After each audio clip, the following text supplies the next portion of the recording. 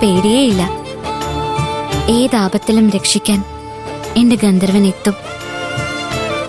മനസ്സിലൊന്ന് ചിന്തിച്ചാ മതി, എന്റെ മുൻപിൽ പറന്നെത്തും.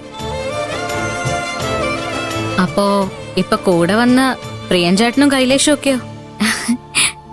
കൈലേഷല്ല, കൈലാഷ്.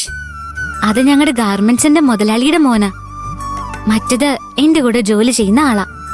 ആ, ഗന്ധർവൻ അതൊന്നും അല്ല, ഞാൻ കണ്ടിട്ടില്ല.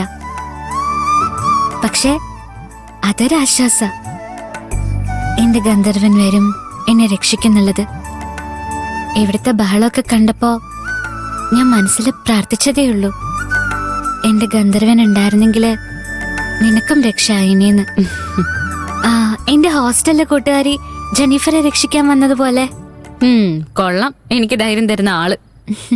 എന്റെ സംശയം, ഈ കെട്ടുകഥയൊക്കെ വിശ്വസിക്കുന്ന ഒരു പൊട്ടിപ്പെണ്ണാണോ പാറു? ചട്ടമ്പി പാറൂന്നല്ല, കെട്ടുകഥ പാറൂന്നാ വിളിക്കണ്ടേ. ഓ, ചട്ടമ്പി ആയാലും ചാരില്ലാതെ ആയാലും കൊള്ളാം, കിടന്നുറങ്ങിക്കേ. നാളെ ഹൽദ ഉള്ളതല്ലേ. പിന്നെ ചേച്ചി, നാളെ എന്നെ മേക്കപ്പ് ചെയ്യാനേ ആ സഞ്ജന അടുത്തൊന്ന് പറയണേ. സഞ്ജന ചേച്ചി ആ തീവണ്ടിയിൽ എല്ലാരും ഒരുക്കിയത് അതറിയോ ചേച്ചിക്ക്? അതില് സംയുക്തയുടെ ലുക്ക് കണ്ടോ? വേണ്ട വേണ്ട, അവളെ കൊണ്ട് ഞാൻ പോലും മേക്കപ്പ് ചെയ്യിക്കുന്നില്ല. പിന്നല്ലേ നീ. നേരെ ഒന്ന് വെളുത്തോട്ടെ. ബാലമാമയോട് പറഞ്ഞ് അവളെ ഇവിടുന്ന് കെട്ടിക്കണം. അത് വേണ്ട ചാരു, അവള് നിക്കട്ടെ.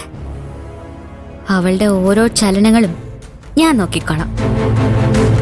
എന്നോട് കളിച്ചാലേ അവളുടെ വാരിയല് മാരിവില്ലാവും.